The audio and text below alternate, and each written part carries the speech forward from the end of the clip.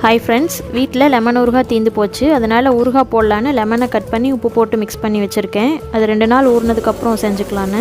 காலையில் இட்லி மாவு அரைக்க ஊற வச்சுருந்தேன். ஈவினிங் போல் மாவு அரைச்சி எடுத்து நல்லா மிக்ஸ் பண்ணி வச்சுருவேன். அது பொங்கி வந்ததுக்கப்புறம் இன்னொரு பாக்ஸில் பிரித்து வச்சுருவேன். 2 நாள் முன்னாடி மட்டன் பிரியாணி செய்யும்போது சூப்புக்காக கொஞ்சம் மட்டன் எடுத்து வச்சுருந்தேன். இப்போ மட்டன் சூப்பு தான் செய்ய போகிறேன். அதுக்கு ஒரு 10 சின்ன வெங்காயம், சின்ன சைஸில் ஒரு பெரிய வெங்காயம், ஒரு சின்ன தக்காளி, ஒரு சின்ன பீஸ் பட்டை, 1/2 டீஸ்பூன் சோம்பு, 2 கிராம்பு போட்டு 1-2 அரைச்சிக்கணும்.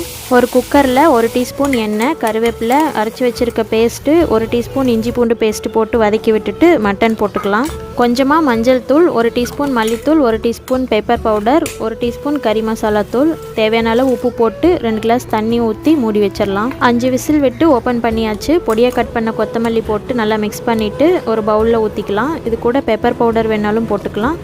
இதோட டேஸ்ட் நல்லாயிருக்கும். செஞ்சு பாருங்கள். அடுத்த வீடியோவில் பார்க்கலாம்.